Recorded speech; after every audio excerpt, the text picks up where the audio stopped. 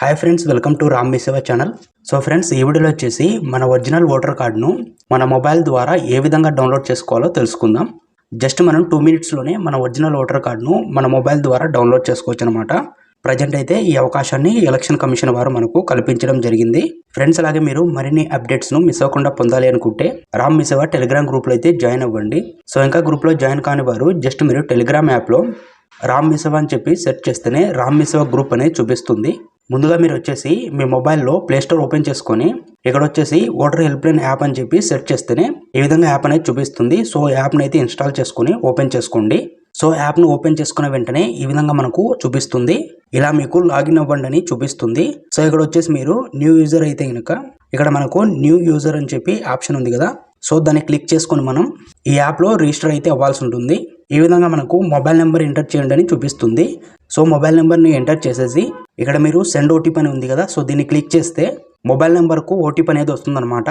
So ఆ ఓటీపీని వచ్చేసి ఇక్కడ ఎంటర్ చేసేసి ఇక్కడ నేను ముందుగానే రిజిస్టర్ అయ్యాను కాబట్టి నెక్స్ట్ ప్రాసెస్ అయితే చూపించడం లేదు. సో మీరు ఓటీపీ ఎంటర్ చేసేసి వెరిఫై చేసుకున్న తర్వాత నెక్స్ట్ వచ్చేసి మీకు పాస్వర్డ్ను సెట్ చేసుకోండి అని చూపిస్తుంది.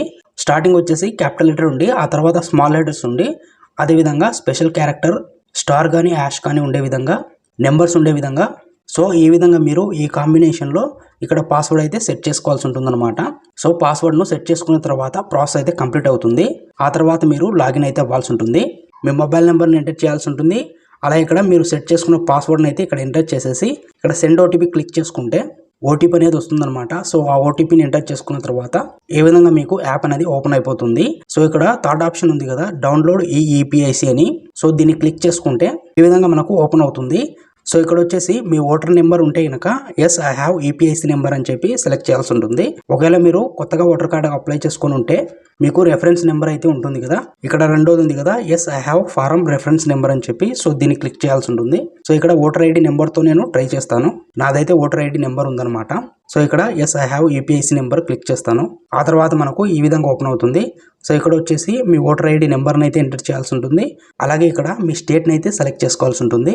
సో సెలెక్ట్ చేసుకున్న తర్వాత ఫెచ్ డీటెయిల్స్ క్లిక్ చేసుకుంటే నెక్స్ట్ ఈ విధంగా మీకు మీ ఓటర్ సంబంధించి డీటెయిల్స్ అయితే చూపించి ప్రాసెడ్ అని చెప్పి చూపిస్తుంది. సో ఇక్కడ ఈ ప్రాసెడ్ను క్లిక్ చేసుకుంటే నెక్స్ట్ మీకు ఈ విధంగా అయితే మీ ఒరిజినల్ ఓటర్ ఐడి కార్డ్ అయితే చూపిస్తుంది.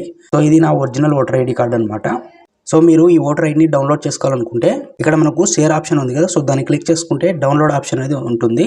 సో ఇలా మీరు చాలా సింపుల్గా మీ మొబైల్లో ఈ ఓటర్ హెల్ప్ లైన్ యాప్ను యూస్ చేసి మీ ఒరిజినల్ ఓటర్ ఐడి కార్డ్ని అయితే డౌన్లోడ్ చేసుకోవచ్చు.